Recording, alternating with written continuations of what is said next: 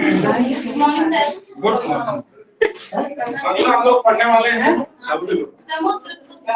समुद्रगुप्त। तो क्या नाम है भाई? समुद्रगुप्त का विजेता समुद्रगुप्त है। इसके बाद अगला जो नाम है उसका नाम है रामगुप्त। इसके बाद आता है एक नाम रामगुप्त और उसके बाद आता है चंद्रगुप्त विक्रमादित्य। उसके बाद कुमारगुप्त है ना? ये तीन प्रमुख राजा हैं। अरे सुनो भाई, ये तीन प्रमुख राजा हैं। एक जिनमें जो समुद्रगुप्त है, इससे कोई जुड़ा है? मेरे पास छुट्टी है। तो जो समुद्रगुप्त है ये पूरे गुप्त शासकों में सबसे महान शासक है। कौन? समुद्रगुप्त। क्योंकि समुद्रगुप्त के बारे में कहा जाता है कि समुद्रगुप्त 100 युद्धों का विजेता था, जिसकी वजह से विंसेंट स्मिथ ने इसे भारत का नेपोलियन कहा। लेकिन जब सवाल पूछा जाता है कि दक्षिण भारत का नेपोलियन कौन था, तो किसको बताएंगे हम लोग? तो राजेंद्र चोल को बताते हैं। किसको? राजेंद्र चोल नाम का एक व्यक्ति हुआ है चोल वंश में, है ना? जब चोल वंश को पढ़ेंगे तो उसमें पहले एक राजा का नाम मिलता है विजयालय, है ना? उसके बहुत बाद में एक राजा का नाम मिलता है राजराज फर्स्ट, जिसने बृहदेश्वर टेम्पल बनाई है ना, जहां से नटराज की प्रतिमा प्राप्त हुई। उसके बाद एक प्रमुख राजा हुआ उसी का बेटा, जिसका नाम है राजेंद्र चोल। राजराज फर्स्ट और राजेंद्र चोल भारत के ऐसे शासक हैं जिन्होंने श्रीलंका को जीत लिया, श्रीलंका को भारत के कब्जे में लाके प्राप्त किया, है ना? वहां के राजा और रानी को एक लंबे टाइम तक अपनी जेलों में बंद रखा। राजा की औकात नहीं कि चू कर दे जेल में, जैसे बोलता तुरंत मारने लगते थे। ऐसे लोग देते हैं। समुद्रगुप्त नाम का एक व्यक्ति जो गुप्त वंश का सबसे शक्तिशाली शासक माना जाता है, जिसने उत्तरी भारत पर अटैक किया, एक नई नीति के तहत अटैक किया। नीति का नाम प्रसवोद्धरण। पूछा जाता है कि समुद्रगुप्त का उत्तरी अभियान किस नाम से जाना जाता है, तो उसका नाम है प्रसवोद्धरण। प्रसवोद्धरण का मतलब होता है कि समूल विनाश। मैंने बताया था कि उत्तरी शासक के पास में थे तो रोज गदर काटते, इसलिए प्रसवोद्धरण कर दिया, यानी कि समूल विनाश कर दिया उनका, सबको नष्ट कर दिया पूरी तरह। अभी पूरा का पूरा जानेंगे कि उत्तर में कौन राजा, दक्षिण में कौन राजा। तो उत्तरी भारत का जब उसने अभियान किया उत्तरी भारत पर, तो जब उत्तरी भारत पर अटैक किया तो उसने नीति अपनाई प्रसवोद्धरण। कौन सी? प्रसवोद्धरण। ये नीति अपनाई इस आदमी ने, जिसका मतलब होता है समूल विनाश, यानी कि राजा को मृत्यु के गाल तक पहुंचा देना, राजा को मृत्यु दे देना, यानी कि अंततः राजा समाप्त हो जाए। ऐसी नीति को प्रसवोद्धरण। उसने जब दक्षिण भारत पर अटैक किया, दक्षिण भारत के समस्त राज्यों को जीत लेने के क्रम में उसने जो नीति अपनाई उसका नाम रखा गया ग्रहण मोक्ष अनुग्रह। क्या नाम रखा गया? अभी लिखना जरूरी नहीं है। क्या नाम है? ग्रहण मोक्ष अनुग्रह की नीति अपनाई। पहले क्या किया? ग्रहण कर लिया। पहले का मतलब क्या है? ग्रहण कर लिया, यानी कि जीत लिया। उसके बाद मोक्ष प्रदान कर दिया, अनुग्रह देते हुए, है ना? उसके ऊपर दया दिखाते हुए दक्षिण के जो राजा थे, पहले तो उनको जीता, फिर उनके ऊपर दया दिखाई। लेकिन दया किस विषय में?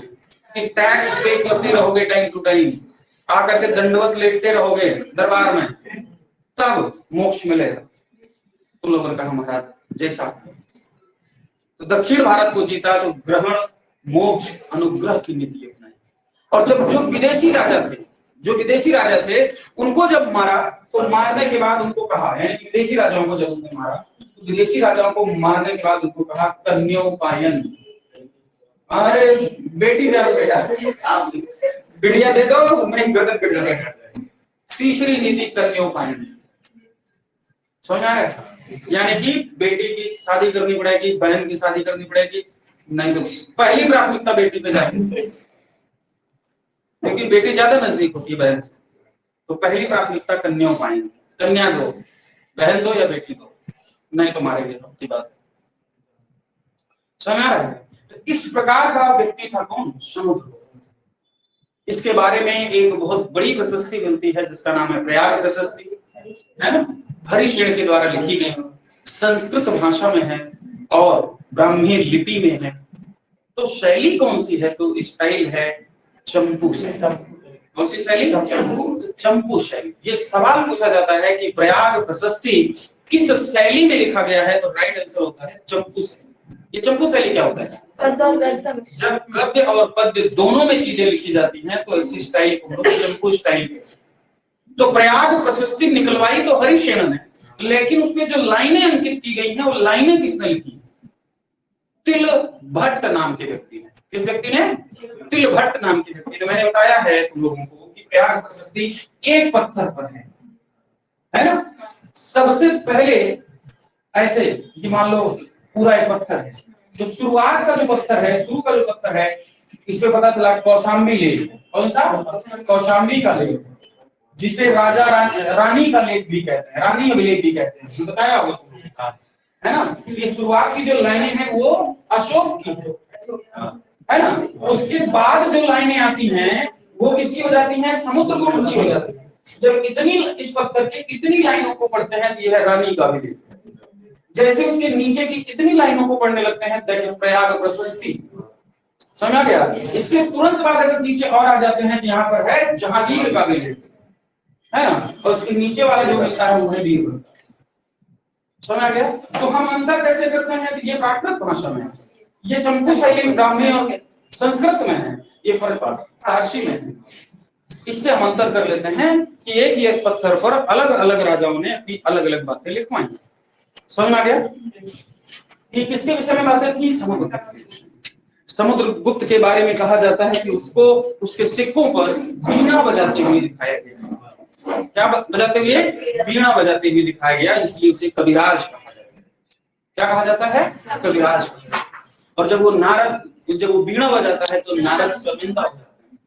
इतनी बड़ी बात है कि नारद शर्मिंदा हो जाता है।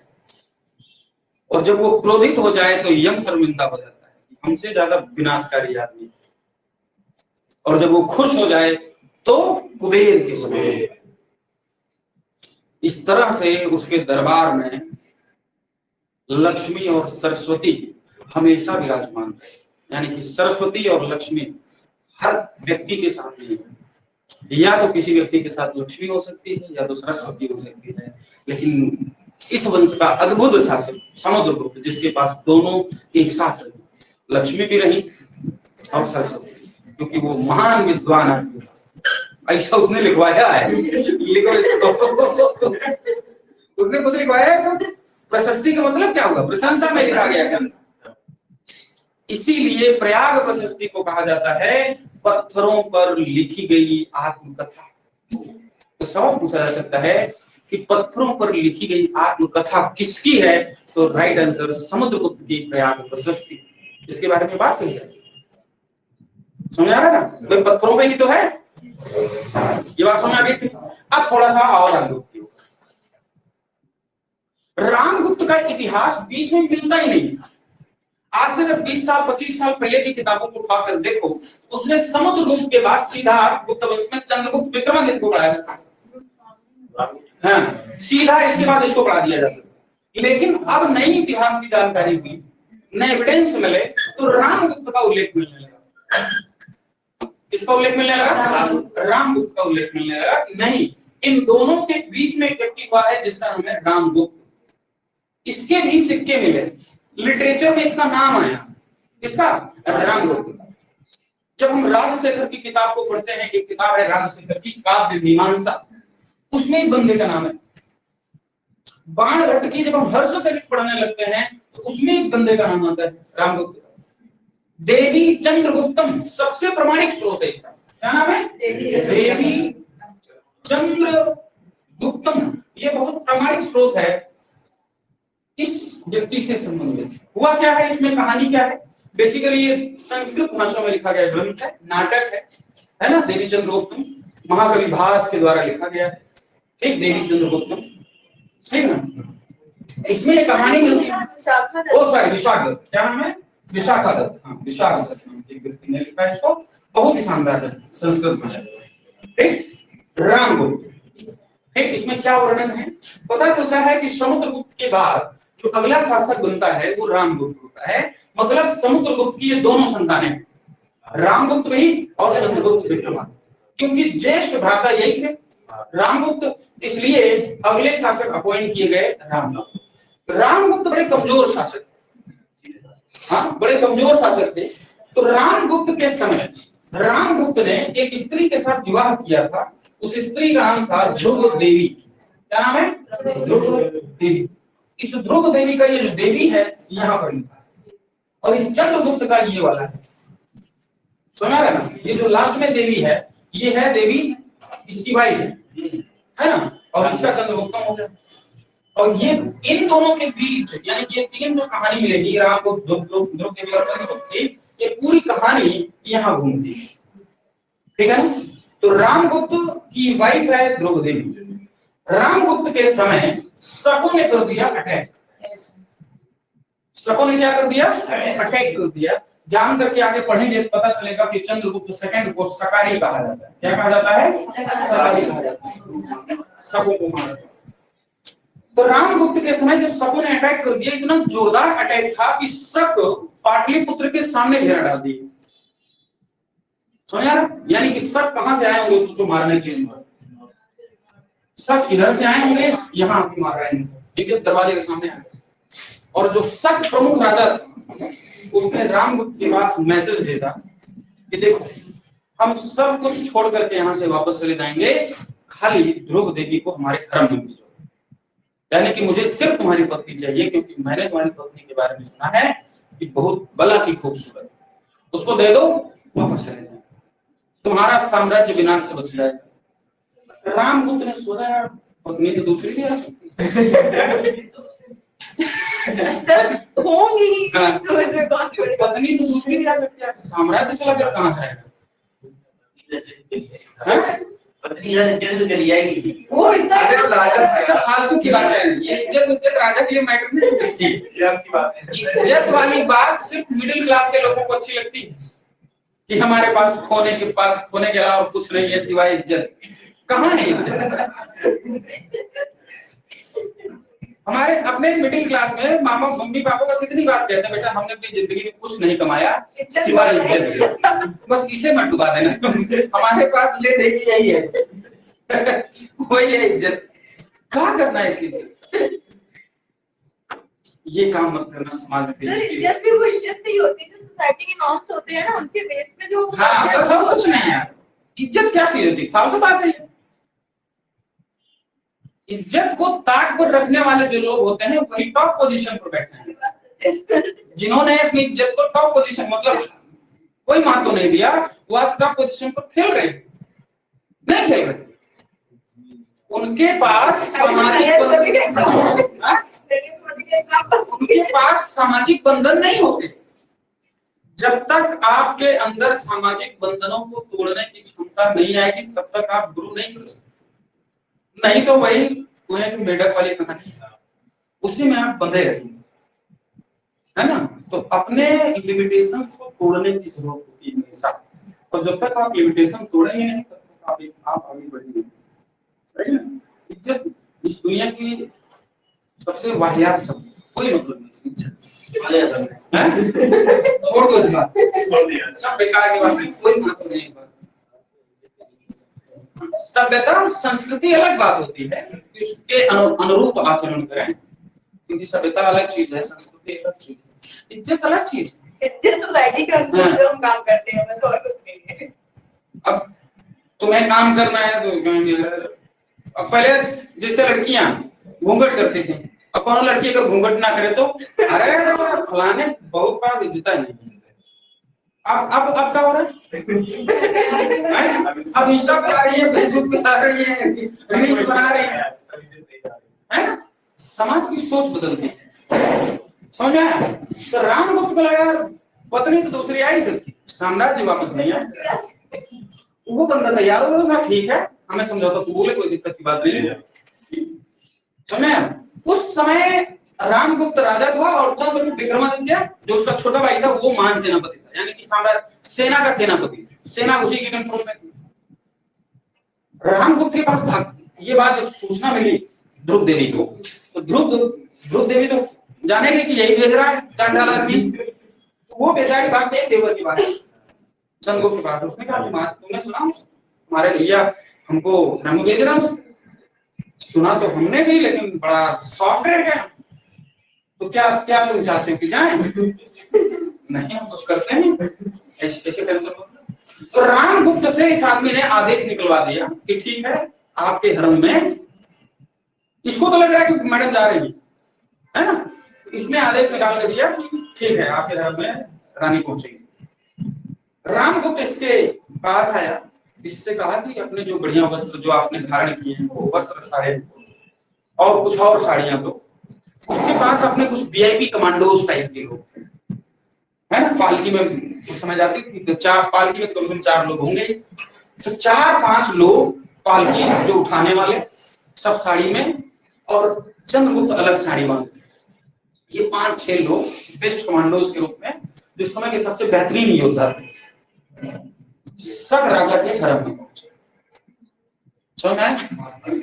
सग राजा के हरम में पहुंचे और सग राजा इतना खुश हो गया, उसने कहा इतना बड़ा छल थोड़ा होगा हमारे साथ, खुश हो गया एकदम। उसने तुरंत अपने सारे सैनिकों को हरम से बाहर निकाल दिया, सब बाहर निकलो, महारानी हमारे पास आई, हम स्वागत करेंगे अकेले। बहुत बढ़िया भाई साहब। ध्रुव देवी तो घर में बैठी, रामगुप्त भाई साहब वहां थोड़ा ऐसे मन मार के बैठे हैं, पत्नी चली गई यार, चलो साम्राज्य बचा। चंद्रगुप्त विक्रमादित्य ने अपने 5 योद्धाओं के साथ मिलकर के सग राजा की बड़ी जबरदस्त हत्या की वहां। और उस समय जैसे शतरंज में राजा मारा गेम ओवर, उस समय यही नियम होता था, अगर राजा मार दो तो गेम ओवर हो जाता था, फिर सेना तुम्हारी हो जाती थी। इधर इन लोगों ने हरम में पहुंच के राजा को मारा, ठीक, और अपनी सेना को ऑलरेडी इंस्ट्रक्शन था चंद्रगुप्त का, इशारा करेंगे हरम से तुरंत आ जाना तुम लोग।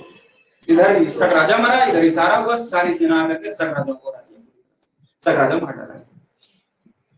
रामगुप्त की सूचना मिली और वाह वाह करते हुए चंद्रगुप्त के पास आया, गले लगा लिया, क्या बात हमारी इज्जत क्या देगी। दरबार सजा पूरा, आज चंद्रगुप्त को बिल्कुल सम्मानित किया जाएगा, ये दिया जाएगा वो दिया जाएगा, एक पूरा दरबार सजा हुआ था। ध्रुव देवी भी आई हुई, ध्रुव देवी ने चंद्रगुप्त की तरफ इशारा किया, उसकी तलवार पर इशारा दिया, गर्दन काटो इसकी। भरे दरबार में बंद से आदमी की गर्दन काटी, और भरे दरबार में ध्रुव देवी ने एक वरमाला चंद्रगुप्त के गले में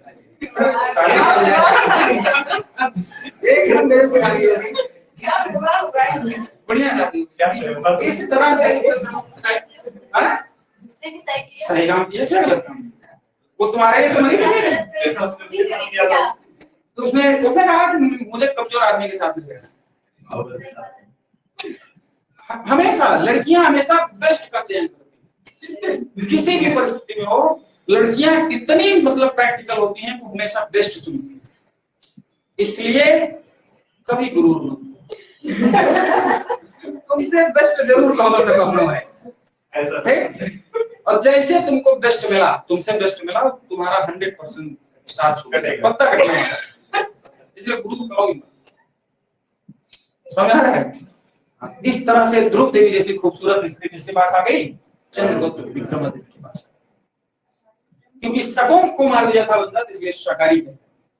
क्या कहलाया? शाकाहारी कहलाया। तो रामगुप्त पहले भी तो उससे सलाह ले सकता था ना, किससे? चंद्रगुप्त सेकंड राजा था ना, कई बार राजा जो उल्टी खोपड़ी का होता है वो किसी से सलाह नहीं लेता है कि नहीं? जैसे वो कमांडर इन चीफ तो लेना चाहिए ना, लेना होना तो बहुत कुछ चाहिए, होना तो बहुत कुछ चाहिए, नहीं लेना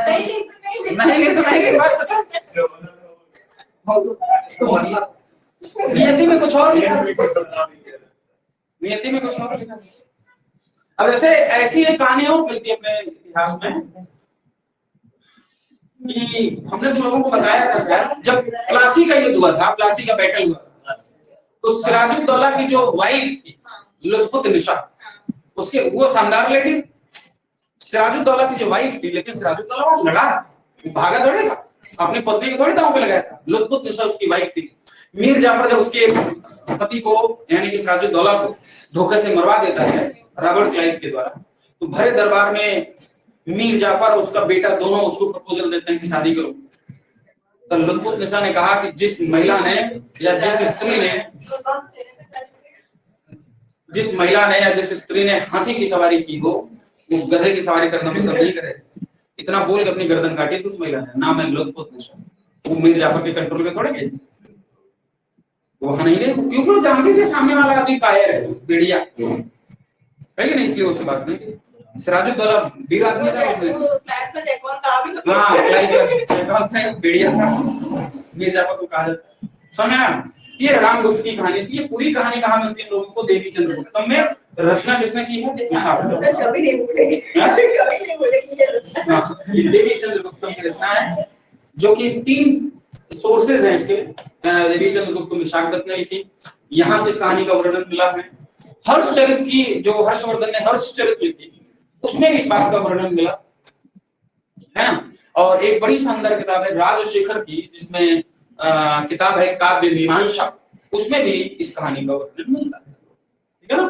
तो एक सोर्स नहीं है, कई सोर्सेस हैं। तो बाद में पता चलता है कि समुद्रगुप्त के बीच में और चंद्रगुप्त के बीच में एक व्यक्ति हुआ है जिस कहानी का।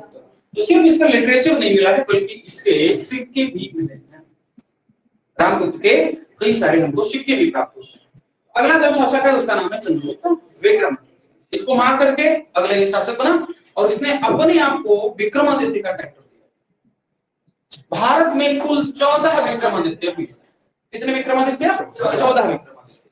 पहला जो विक्रमादित्य हुआ वो मालवा में हुआ 57 BC में, है ना, 57 BC में हुआ। अंतिम जो विक्रमादित्य हुआ वो हेमू हुआ। कौन सा? हेमू, जो अकबर के खिलाफ लड़ा था जाकर के, है ना। पानीपत का सेकंड बैटल, पानीपत का सेकंड बैटल हेमू लड़ा जाकर के अकबर के साथ में, वहां पर मारा गया। और हेमू पूरे भारत में 14वां और अंतिम विक्रमादित्य है। इस तरह से इनमें एक और ये है जिसने उसको विक्रमादित्य का टाइटल दिया। शकों को मार डाला, जिसने साकारी कहा। कौन सा?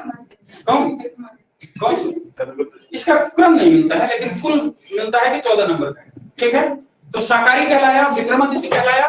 परम भट्टारक कहता था। क्या कहता था? परम भट्टारक कहता था। परम भागवत भी कहता था, क्योंकि ये लोग वैष्णव धर्म को मानते थे। किस धर्म को मानते थे? वैष्णव धर्म को मानते थे। इस वजह से ये परम भागवत भी कहलाया। कौन? चंद्रगुप्त विक्रमादित्य। चंद्रगुप्त विक्रमादित्य ने ध्रुव देवी के साथ तो विवाह कर ही लिया। उससे एक संतान पैदा हुई जिसका नाम है प्रभावती गुप्ता।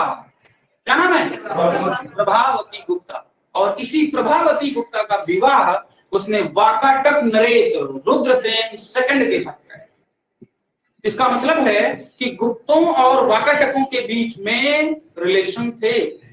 यानी कि चंद्रगुप्त विक्रमादित्य ने अपनी बेटी प्रभावती गुप्ता का विवाह वाकाटक नरेश रुद्रसेन सेकंड से कराया। सुना रहा है? इस तरह से चंद्रगुप्त विक्रमादित्य ने वाकाटकों के साथ भी अपने अच्छे रिश्ते मजबूत किए। रिश्ते नहीं मजबूत किए बल्कि वाकाटकों का पूरा शासन अपने हाथ में ले लिया शादी करके। ठीक। चंद्रगुप्त विक्रमादित्य प्राचीन काल में एकमात्र ऐसा शासक है जिसके यहाँ दरबार में 9 रत्न रहा करते थे। क्या रहा करते थे?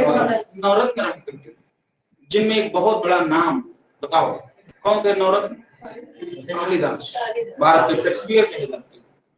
कालिदास की महानतम रचनाएं इस समय दिखाई देती हैं, सारी रचनाएं, है ना। और कौन थे? अमर सिंह। अमर सिंह है? नहीं होंगे। दाल भट्ट और घटकपर, शंभू और ये वररुचि, अमर सिंह है, धन्वंतरी हो गए। ये सब इस तरह के ये 9 रत्न थे। जैसे एक बरामीर भी था। हाँ, बरामीर नहीं थे 9 रत्न। दो लोगों के, अकबर के समय और चंद्रगुप्त विक्रमादित्य के समय 9 रत्न मिलते हैं। छत्रपति शिवाजी महाराज और कृष्णदेव राय, इनके समय में 8 मिलते हैं। तो कृष्णदेव राय वाले कहे जाते हैं अष्टदिग्गज और छत्रपति शिवाजी वाले कहे जाते हैं अष्टप्रधान। समझा? चंद्रगुप्त विक्रमादित्य और अकबर वाले क्या कहलाए? नवरत्न कहलाए। नहीं सर, वराहमिहिर लाइन में इंक्लूडेड है, वराहमिहिर है इंक्लूडेड है, लेकिन अदर जो रेफरेंसेस मिलते हैं उसमें वराहमिहिर का नाम नहीं आता। ठीक है ना? तो इन दोनों के समय नवरत्न है। और छत्रपति शिवाजी के टाइम में अष्टप्रधान है, 8 प्रमुख लोग हैं। और कृष्णदेव राय के टाइम में अष्टदिग्गज है, जिसका सबसे प्रमुख आदमी था 2, एक का नाम तेनालीराम और एक का नाम था पेदन, जिसने मनुचरित नाम की किताब लिखी। बहुत सुंदर, तेनालीराम और पेदन। इस तरह से ये 4 प्रमुख शासक हैं अपने देश में, जिन्होंने अपना एक अलग दरबार बनाया। ठीक है ना? इन लोगों ने चंद्रगुप्त विक्रमादित्य जिसका वो समुद्रगुप्त जितना महान तो नहीं हुआ, लेकिन इसमें कला के क्षेत्र में, मंदिर बनाने के क्षेत्र में स्पष्टतः कोई वर्णन नहीं मिलता है कि किस राजा ने मंदिर बनवाए, है ना? किस राजा ने मंदिर बनवाए, किस राजा ने क्या विकास किया आर्ट और कल्चर का, कोई खास काम नहीं मिलता है। इसका जो सबसे प्रमुख काम होता है कि चंद्रगुप्त विक्रमादित्य के टाइम में कि लिटरेचर का बहुत ज्यादा विकास हो गया, लिटरेचर का बहुत विकास हुआ। और इसकी प्रमुख वजह है क्योंकि इसके दरबार में कालिदास रहते थे। वराहमिहिर इसके टाइम में रहा करते थे, है ना? अमर सिंह जैसे महान व्याकरणाचार्य रहा करते थे। अमर सिंह ने अमरकोश नाम की रचना, जो संस्कृत का कोशकार, मतलब महान व्याकरणाचार्य था। अमरकोश संस्कृत की व्याकरण की किताब मानी जाती है, बहुत गजब। छपड़क हो गए, शंकु हो गए, बेताल भट्ट हो गए, है ना, वररुचि हो गए, ये सब महानतम लोग थे जो इसके दरबार में निवास करते। तो साहित्य का विकास ज्यादा हुआ इसके टाइम में। चंद्रगुप्त विक्रमादित्य सोना गया, क्या हो गया? क्या पिछली बार आरंभ में क्वेश्चन था ना कि चंद्रगुप्त के दरबार में जो 8 रत्नों में ऐसा कौन सा शासक था जिन्होंने साहित्य को ज्यादा ध्यान दिया? कालिदास थे। 8 नहीं 9 रत्नों में कालिदास की बहुत सारी रचनाएं हैं। नाम बताओ आप लोग। मालवाग्निमित्र, मेघदूतम और किराती, किरात अर्जुनीयम, किरात अर्जुनीयम हिंदी नहीं है, वो है अरबी।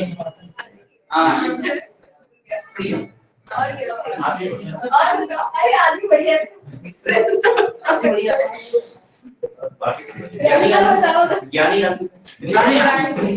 लेकिन पत्नी का मारा था कालिदास, पत्नी का मारा। इतने ज्ञानी ये सब पत्नी के मारे हुए। कालिदास के बारे में कहा जाता है कि उसकी मतलब वो बड़ा मूर्ख आदमी था। कालिदास अपने जीवन में बहुत मूर्ख आदमी थे, निरा मूर्ख। तो मतलब अनपढ़ बुद्धि, पूरी महामूर्ख टाइप के आदमी थे, बैल बुद्धि। उस समय उनके समाज में एक स्त्री थी जिसे अपने ज्ञान पर बड़ा घमंड था, बहुत घमंडी बता रहे, बड़ी घमंडी महिला। उसने एक दिन दावा ठोक दिया कि मैं उसी व्यक्ति से विवाह करूंगी जो मुझे शास्त्रार्थ में हरा देगा, डिबेट में हरा देगा। तो कई सारे जो मतलब ज्ञानी पुरुष थे वो बड़े अपमानित होकर के लौटे थे उस महिला से, और सब उससे जलते थे, सब बदला लेना चाह रहे थे। दोनों जीत नहीं पाया था उस महिला से डिबेट में, तो सब के सब अपमानित होकर लौटे थे। तो कालिदास जी जो थे, मतलब वो सारे के सारे विद्वान लोग बहुत भयंकर तरीके से जल रहे थे, जल उनके राख हो गए थे, मिल जाए तो मार डाले इस स्त्री को, ऐसी भावना थी उनके मन में। तो बहुत सारे विद्वान को जब ये पता चला कि ये डिबेट में जो व्यक्ति इसको हरा देगा, ये महिला उस आदमी से शादी कर लेगी, तो सारे विद्वान एक रास्ते से जा रहे थे, देखा एक आदमी है वो उसी डाल को काट रहा है जिस पर वो बैठा हुआ है। ये कहानी सुनी होगी तुमने, उसी डाल पे बैठा जिसको वो काट रहा है। उन लोगों को दिमाग में आया इससे ज्यादा मूर्ख आदमी दुनिया में कौन नहीं पैदा हुआ है।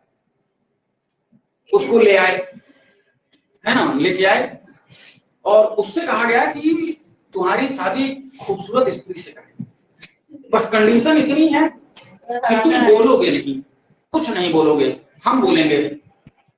तुम्हें जो इशारे में जो कुछ करना है वो सब कुछ करो, व्याख्या हम करेंगे, बोलेंगे हम। समझ आया? ठीक है। उस सारे विद्वान लोग उस निरामूर्ख कालिदास को लेकर पहुंचे महारानी के उस महिला के पास। उसने कहा कि दुनिया में आप कहती हैं ना, आप जिससे जो आपको हरा देगा उससे आप शादी करेंगे। ये दुनिया के सबसे महान आचार्य कालिदास आए हैं, उनको प्रस्तुत किया गया इतना ऐसा विद्वान आदमी आज तक हमें सुना ही नहीं, इतना विद्वान नहीं था कहाँ। ये बोलते नहीं है, मौन धारण करते हैं, मौन व्रत है इनका। अच्छा मौन व्रत है, इशारों में बताएंगे, व्याख्या हम लोग करेंगे, विद्वान लोग बोले। जो भी बात बोलते हैं कभी थप्पड़ दिखाते हैं, तो जब थप्पड़ दिखाते कहते मतलब वो विद्वान लोग बताते हैं 5 चीजों से बनी हुई सृष्टि, मुक्का मार देते ऐसे, मतलब कुछ बोलती है तो कालिदास को समझ नहीं आता। हाँ वो मुक्का मार देता। कालिदास मूर्ख आदमी था, एक ऊट पटांग नगण्य करता था, तो वो लोग अलग व्याख्या देते थे एकदम दार्शनिकों वाली। अंततः डिसीजन ये हुआ कि कालिदास जी हवा बनाने के लिए कालिदास जी किया, और दुनिया की सबसे खूबसूरत स्त्री उसके गले पड़ गई। अरे उस समय अपने समय की भाई, कौन स्त्री कहे कि हम खूबसूरत नहीं, हर स्त्री कहती है हम खूबसूरत है। शादी हो गई दोनों के बीच में, उसको बाद जब शादी होगी तो अब तो पोल खुलने ही थी, ये महामूर्ख आदमी है, बहुत भयंकर बेइज्जती की इसकी कालिदास जी ने बहुत ज्यादा भयंकर बेइज्जती हो गई। कालिदास ने कहा अब इस बेइज्जती का अपमान का बदला लेना पड़ेगा। कालिदास निकल गए सत्य की खोज में, समझे, सत्य की खोज में कालिदास निकले एक लंबे टाइम तक, लेकिन प्रेम तो था ही उसके लिए, प्रेम हो गया तो प्रेम हो गया, फिर कालिदास निकल गए एक लंबे टाइम तक सत्य की खोज में, पता नहीं कैसे ज्ञान अर्जित हुआ, तो ज्ञान अर्जित होने के बाद वो लिखना चालू, समझ आ रहा है। इस तरह से कालिदास पत्नी के पास गए थे, वापस गए थे, हाँ गए थे, लेकिन ये है कि जो व्यक्ति महान हुआ उसने अपनी पत्नी को छोड़ा, पत्नी को छोड़ा नहीं तो एक तो दूसरी साइड की तो क्रेडिट देखिए पत्नी का ही है। हाँ कैसे यार कुछ तो देना चाहिए ना, ऐसा कैसे कैसे ले सकते हैं। हाँ तो महिलाओं का अपना योगदान है, इस सृष्टि के निर्माण में महिलाओं का अपना महत्वपूर्ण योगदान है, इसमें कोई संदेह नहीं। एक लड़की मुगलाई सॉन्ग गा के आई पीएनएसडी में, हाँ एक बच्चे ने ताली नहीं बजाई। अरे कहाँ हो रहा था प्रोग्राम? ये पीएनएसडी की हॉल में। अच्छा तुम भी तो गई थी? हाँ। क्या हुआ, तुमको कुछ मिला? नहीं, वहाँ उन्होंने पीएनएसडी के बच्चों को सारा दिया। अच्छा चीटिंग कर दी, उन्हीं के बच्चों को सारा दे दिया? क्या क्या पैसे सर्टिफिकेट और सब अपने बच्चों को दे दिया? मतलब पहले सॉन्ग में डांस में पूछते कि सॉन्ग प्ले करके नहीं वो करना, लेकिन जिन्होंने प्ले करके किया तो उन्हीं को दे दिया उन्होंने। मतलब कहीं उन्हीं का प्रोग्राम होती है तो आप जानते हैं चीटिंग होती है, होता ही है, नाम होते हैं। नाम क्या है? समुद्र गुप्त, ठीक है ना? हाँ इसको थोड़ा सा देखो, इसमें क्या है, इसकी उपाधियां क्या है, उपाधियां में लिखा है।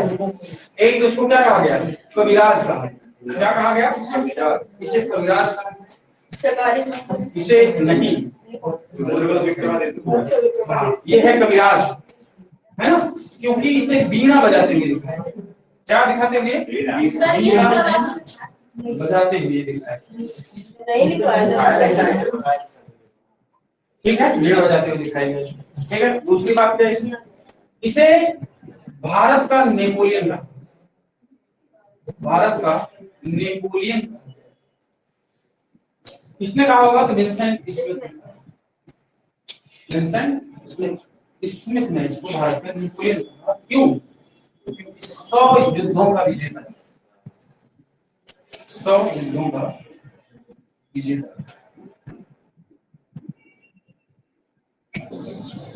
शरीर पर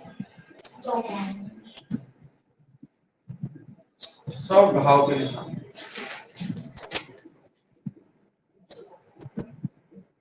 किसके? समुद्र, है ना। और क्या है इसका टाइटल, और क्या हो सकता है? हाँ समुद्र लिखा समुद्र की एक उपाधि में प्रमाण होती है। कहाँ? कोई बात नहीं,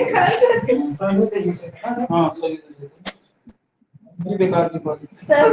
हाँ ये सही बात है, इसका सर्व राजोच्छेता, सर्व राजोच्छेता, ये इसकी उपाधि है, सर्वराजो क्षेत्र इसकी उपाधि मिलती है। ठीक है, कविराज भारत का नेपोलियन, सर्वराजो क्षेत्र। तीसरा यम प्लस कुबेर प्लस नारद से तुलना है ना? ये तो समझ जाओगे यम कुबेर नारद क्या मामला है चक्कर।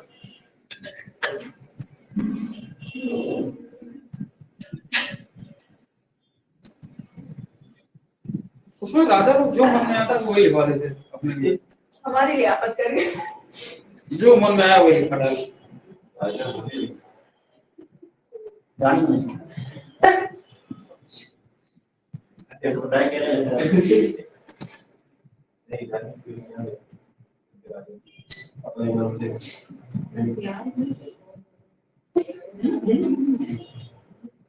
तत्काल परिग्रही कार्य, तत्काल परिग्रही नहीं वो सही नहीं है। सही नहीं। अगला नाम है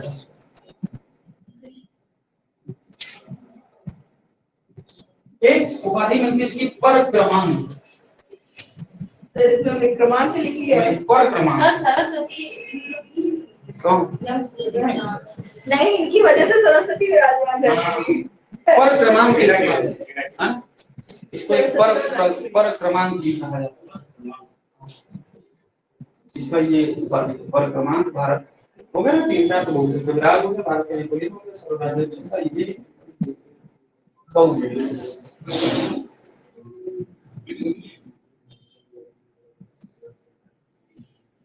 चंद्र प्रकाश एक और नाम मिलता है, अगर इसको लिखना चाहें तो हाँ, इसका एक और नाम मिलता है चंद्र प्रकाश। हाँ, सर क्रमांक का क्या मतलब है सर? पराक्रमी, वीर, और एक नाम है चंद्र प्रकाश। क्या होता है इसका एक नाम? चंद्र। ये हो गई इसकी बात, ठीक है। इसकी पत्नी का नाम बताओ। इसकी पत्नी का नाम दत्त देवी। दत्त देवी।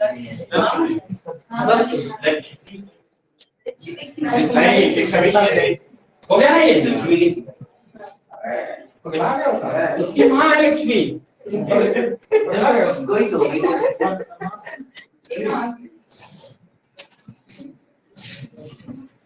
इसकी पत्नी कौन थी? दत्त देवी। पत्नी है दत्त देवी, है ना। इसके 2 पुत्रों के नाम, पुत्र कौन कौन?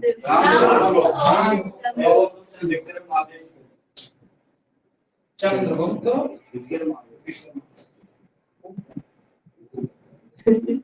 ये इसकी ठीक है। नेक्स्ट इसमें अगले प्रयाग प्रशस्ति के अनुसार, प्रयाग प्रशस्ति के अनुसार यह गुप्त वंश का पहला राजा है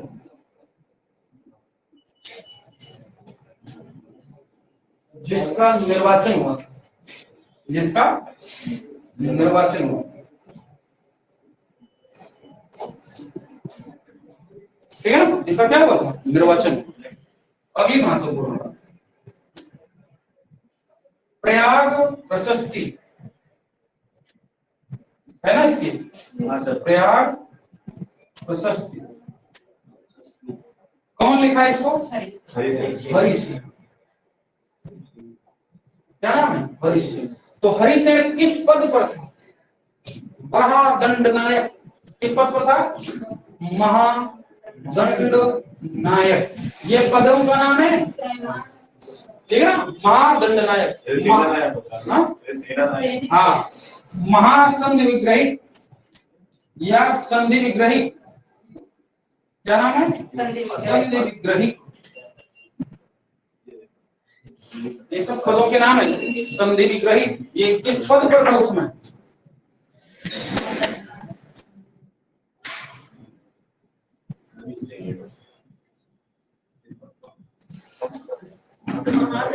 क्या नाम है? हरिशेन प्रयाग प्रशस्ति का लेखक है, महादंड नायक, संधि विग्रही, और सबसे इंपॉर्टेंट पद जो मिला वो था कुमारा मात्य। ये पद सिर्फ राजकुमार को मिला करते थे, लेकिन इसको भी मिला। यानी कि हरिसेन एक ही साथ में 3 महत्वपूर्ण पदों पर आसीन बैठा था। 3 पद मिले हुए थे, महादंडनायक, संधि विग्रही एंड कुमारामात्य। 3 पदों पर। ठीक है, प्रयाग प्रशस्ति लिखा किसने? तिलभट्ट ने। किसने लिखा? तिलभट्ट ने। ओके। भाषा संस्कृत, लिपि ब्राह्मी, शैली शैली कौन सी है?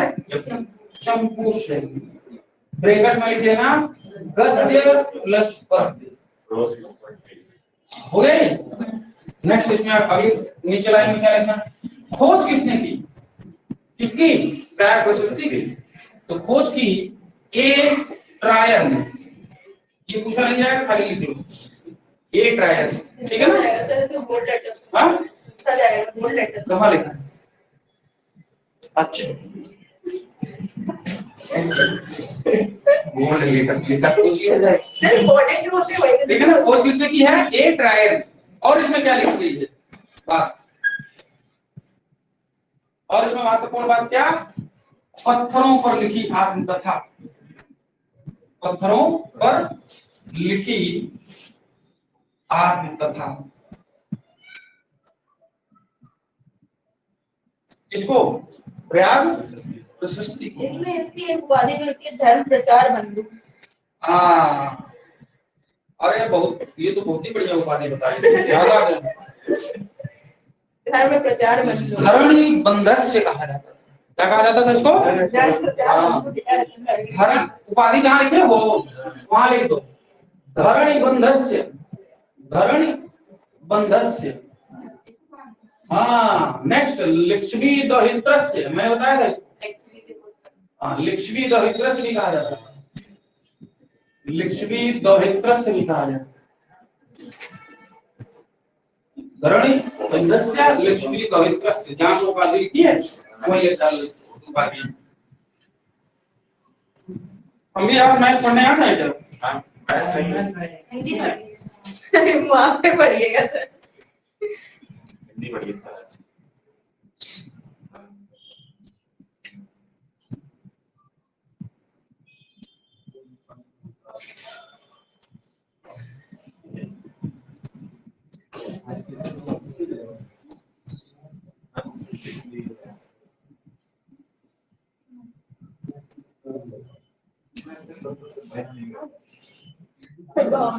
नहीं कर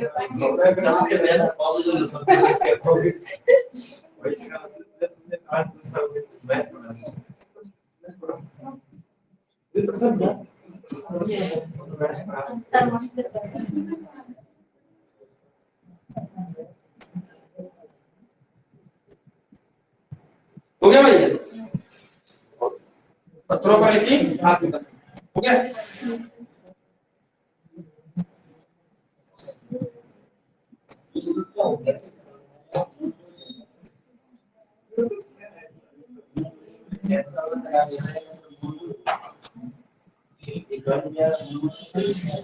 और एक लास्ट पॉइंट इसके और लिख लो, जहां पर उपाधियां लिखी तुम लोगों ने। पृथ्वी पर निवास करने वाला देवता। ये एक लास्ट पॉइंट और लिख लो, पृथ्वी पर निवास करने वाला देवता। यही रह गया सर, यही रह गया था लिखा हुआ। ये भी इंपॉर्टेंट पॉइंट है। अब इसलिए लिखो विजय अभियान। क्या है इसका? विजय अभियान। यानी कि क्या किया इसने?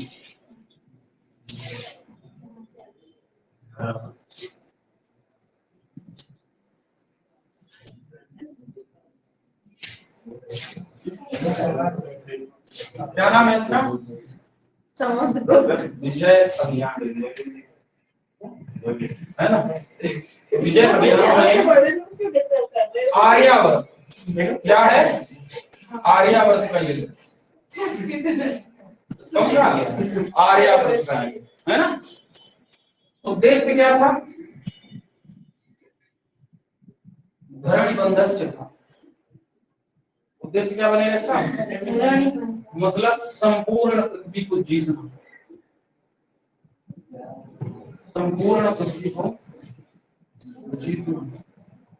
तुम एक स्त्री नहीं जीत पा रहे हो, ये पूरी पृथ्वी जीत रहा है। सोचने वाली बात। शर्म करो। हम एक स्त्री नहीं जीत पा रहे और ये पूरी की पूरी पृथ्वी जीतने का दावत हो गया। तो क्या बेइज्जती का घर के बारे में बोलो। हम सोचते नहीं इसके बारे इस बारे में सोचते नहीं, हमें पता है हम जीत नहीं पाएंगे। शर्म से नहीं जीत पा रहे हम। टाइम नहीं है मतलब दो जल्दी भी कर रहे हैं। हाँ, सवाल नहीं मिलता। सबका टाइम नहीं है। और क्या? आज के आजादी के पहले के इंडिया का टाइम अभी आया नहीं है सर। आजादी के पहले सर बुरे बात कर रहे हैं। 2014 की बात कर रहे हैं। जुदा वाली नहीं हाँ, कंगना रनौत वाली। सर उसके पहले में सभी हैं। सही बात। स्त्री महान चीज है।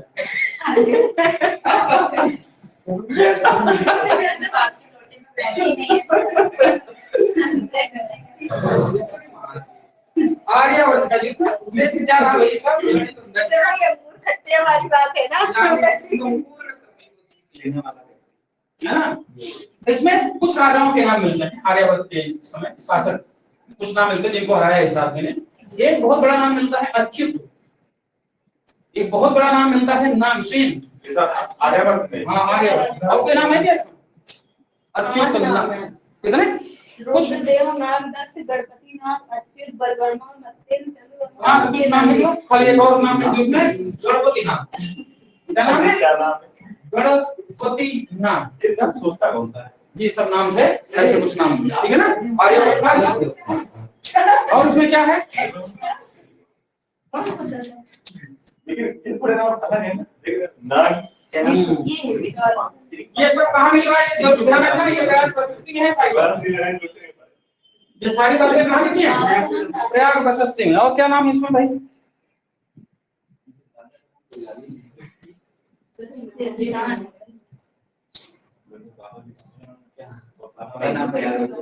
ये सब नाम कुछ है।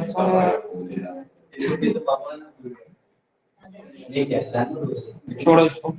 और क्या है? दक्षिणापद। समुद्रगुप्त ने दक्षिणापद के राजाओं को हराया था। 12 राजाओं को। हाँ, ये पूरा नाम लिखाओ। फिर यहाँ लिखो दक्षिणापद। और यहाँ पर आर्यवर्त में लिख देना नीति कौन सी थी, लिख देना प्रसवोद्धरण। नीति कौन सी है? प्रसवोद्धरण। ये नहीं लिखा गया इसमें? मैं सर इन राजाओं के प्रति समुद्रगुप्त ने प्रसवोद्धरण। हाँ ठीक। अब हो गया दक्षिणापद। कौन सी नीति? दक्षिणापद। दक्षिणापद में कितने राजाओं को हराया? 12 राजाओं को हराया। कितने? 12 राजाओं को हराया, है ना? ये बात होगी। नेक्स्ट, दक्षिणापद में 12 राजाओं को हराया। नीति कौन सी थी भाई? ग्रहण ग्रहण अनुग्रह, ये नीति थी, ठीक है ना? यानी कि जीत के वापस कर देना राज्य को, ठीक है ना? अब यहाँ पर सारे राजाओं के नाम लिखे, बड़े इंपॉर्टेंट जो नाम जहाँ हैं। हाँ, एक नाम बताओ कौन सा? कौशल। यहाँ सारे नाम लिखने हैं। कौशल कौन है? मंडराज महेंद्र। ओके। और महाकांतार का व्याघ्र। महाकांतार महाकांतार का व्याघ्र नहीं जरूरी है। दूसरा था देखो कोराल का मंटराज। हाँ, क्या? कोराल। कोराल। हाँ, कोराल का मंटराज, ये इंपॉर्टेंट आदमी। और बताओ? पेस्तपुर का मेहंदगिरी। पेस्तपुर का मेहंदगिरी नहीं। और कोटूर का स्वामीदत्त। नहीं। और एरनपल का दमन। हाँ, एरंडपल का दमन। राजाओं के नाम? दमन। जगह। हाँ, दमन जगह है। नहीं, दमन राजा। दमन राजा। नेक्स्ट, कांची का विष्णुगुप्त। बहुत सुंदर, सबसे बड़ा नाम कांची का विष्णुगुप्त। विष्णुगुप्त यहाँ लिख देना, ये पल्लव राजा है। कैसा राजा? पल्लव राजा विष्णुगुप्त। अगला वेंगी का हस्तिवर्मा। हाँ, वेंगी इंपॉर्टेंट है। वेंगी का हस्तिवर्मा। और और बताओ। अवमुक्त का नीलराज। हाँ अवमुक्त का नीलराज। अवमुक्त, ये इम्पोर्टेंट। कौशल में 2 राजा बोलते हैं। नीलराज और पालक का उग्रसेन। पालक का उग्रसेन, यहाँ लिख दें पालक का उग्रसेन, हो गए ना। देवराष्ट्र का कुबेर। कौन सा? देवराष्ट्र का कुबेर। देवराष्ट्र का कुबेर। नहीं, इधर नाम लिखाने होगा। कुशलपुर का धनंजय। नहीं, 8 नाम खत्म हो गया। ठीक, 1 2 3 4 5 6 7 लोग के नाम बहुत जरूरी है। मतलब क्या है, दक्षिणापथ के इसने 12 राजाओं को हराया। 12 राजाओं में ये 5-7 राजा जो इंपॉर्टेंट है वो लिखे आपने। ठीक, कौन सी नीति के तहत हराया इनको? ग्रह मोक्ष अनुग्रह की नीति के तहत हराया इसमें। नेक्स्ट, ये जगह के नाम है और ये राजाओं के नाम है। तुमको मिलान करने के लिए दे देगा कि समुद्रगुप्त की प्रयाग प्रशस्ति में उल्लेखित राजाओं और उनके स्थानों के नाम का मिलान करें। सबसे ज्यादा बार जो पूछा गया सवाल है अभी तक का, वो है कांची का विष्णुगुप्त, जो कि पल्लव राजा है। ठीक है ना, ये अभी तक का सबसे ज्यादा पूछा जाने वाला सवाल। ठीक है, और विदेशी राजाओं को जो हराया उसने कौन सी नीति अपनाई? कन्योपायन। कन्या पालक आत्मनिवेदन है कन्योपायन, यही तो है। तीसरी है गरुड़ मंदक। गरुड़ मंदक है, बेकार है वो। यही आत्मनिवेदन कन्योपायन। ये देसरी और चौथी। हाँ, सब कुषाण आदि विदेशी शक्तियों को आधीनता। ठीक, अब ये तीसरी लाइन लिखो भाई, विदर्भ यहाँ में सर नीचे का मत।